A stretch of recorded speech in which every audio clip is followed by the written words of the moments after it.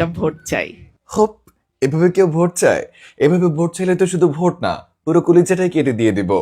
এভাবে ভোট চাইলে শুধু ভোট নয়, কলিজাটাই কেটে দিব, এমনটাই বললেন জনপ্রিয় কন্টেন্ট ক্রিয়েটর নিউজ ভাইয়া। তিনি বললেন, জামাত বিএনপিও এত সুন্দর করে ভোট চাইতে পারে না যত সুন্দর করে ভোট চাইলেন রুমিন ফারহানা আপা। তিনি আরো বলেন, রুমিন ফারহানা আপার ভোট চাওয়ার ধরন দেখে মনে হচ্ছে তিনি ভোট নয়, বরং আমার কাছে একটু ভালোবাসা চাচ্ছে। এদিকে এক গোপন সংবাদের মাধ্যমে জানা গেছে, নিউজ ভাইয়ের নাকি সিনিয়র আপুদের প্রতি কিঞ্চিত টান রয়েছে। অন্যদিকে রুমিন ফারহানা আপাও কিন্তু সিঙ্গেল এবং সিনিয়র, তাই জন্য নিউজ ভাইয়া ডিসিশন নিয়েছেন, তিনি যেখানেই থাকেন না কেন, যে কেন্দ্রেরই ভোটার হন না কেন, তিনি কেবল রুমিন ফারহানা আপাকেই ভোট দিবেন।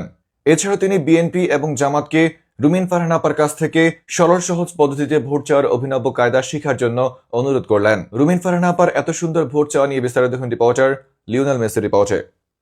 নিউজ ভাইয়া ভালোবাসার কাঙাল, তিনি ভালোবাসা দেখলেই নিজেকে আটকে রাখতে পারেন না। কেউ যদি তার কাছে ভালোবাসা দিয়ে কিছু চায়, সে তখন তার জন্য পুরো কলিজায় কেটে দিতে পারে। এই যেমন ধরুন, রুমিন ফারহানা আপার একটা ভিডিও ভাইরাল হয়েছে, সেখানে তিনি বলেছেন, একটা ভোট চাই। চিন্তা করে দেখেন, এত সুন্দর করে যদি কেউ বলে, তখন তার জন্য কলিজা কেটে দেওয়াটা বাধ্যতামূলক হয়ে দাঁড়ায় না? তাই তো নিউজ ভাইয়া বলেছেন, এত সুন্দর করে ভোট চাইলে শুধু ভোট কেন, পুরো কলিজায় কেটে দিয়ে দিব।